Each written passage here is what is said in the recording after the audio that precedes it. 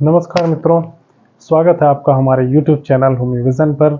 और आज हम चर्चा करेंगे एक ऐसी मेडिसिन की जो है तो बहुत बड़ी, बहुत पॉलीक्रस रेमेडी है। लेकिन जैसे मेडिसिन सिलेक्शन के रास्ते बहुत होते हैं। या तो आप कभी लोकल सिम्टम पे सेलेक्ट कर लेते हैं, वो मेडिसिन के मतलब पेशेंट सिलेक्शन के लिए किंग पिन बन जाता है। कभी कभी कोई कैरेक्टरिस्टिक फीचर है उस पर किंग पिन बन जाता है।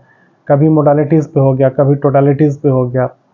तो सिलेक्शन के रास्ते तो बहुत हैं और कोई भी असफल नहीं है। सब सिलेक्शन का माध्यम सफल है, सबसे पेशेंट ठीक होते हैं, इसमें कहीं शक नहीं है। लेकिन इसी में एक रास्ता आता है थ्रू माइंड।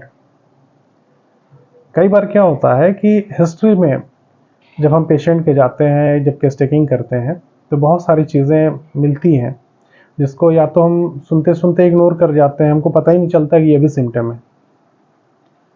लेकिन जब आप इस चीज़ को जानेंगे तो ये भी रास्ता बहुत ही आसान लगता है। और ये बहुत ही मतलब ब्रॉड ये रास्ता है। ये बीमारी क्या है इससे कोई लेना देना नहीं है। अगर पॉजिटिव फैक्टर आपका इससे मिला तो बहुत ही सुलभ और अच्छा रास्ता है। चलिए आइए हम चर्चा करते हैं। इससे पहले अगर आप सब्सक्राइब नहीं किए हैं तो प्लीज़ सब्सक्राइब कर लीजिए। अच्छा लगेगा तो लाइक भी कर दीजिएगा, शेयर भी कर दीजिएगा। आज हम बात करते हैं एक ऐसी मेडिसिन की जिसको कभी गुस्सा ही नहीं आता है। एंगर नेवर एकमात्र मेडिसिन है पूरी रिपर्टरी के माइंड सेक्शन में, एकमात्र मेडिसिन है एंगर नेवर।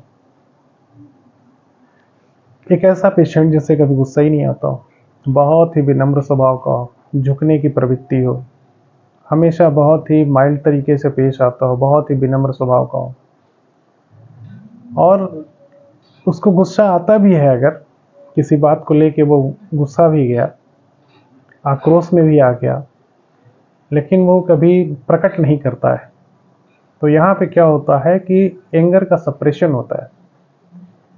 तो element from suppression of anger, element from indignation, element from mortification with indignation, element from honour wounded, अगर ये सारी चीज़ें आपको मिलें, यदि किसी की प्रतिष्ठा पे मान आँच आ गई, किसी ने भरे समाज में उसको बेइज्जत कर दिया, गाली दे दिया, और उसने रिएक्ट नहीं किया, क्योंकि स्वभाव से ही बहुत ही यील्डिंग है, वो बहुत ही विनम्र स्वभाव का है, गुस्सा आता ही नहीं उसको। अगर आया भी तो वो रिएक्ट नहीं कर पाया। उसके अंदर भी ये भावना होती है यार कहीं गुस्से में कुछ हो न जाए,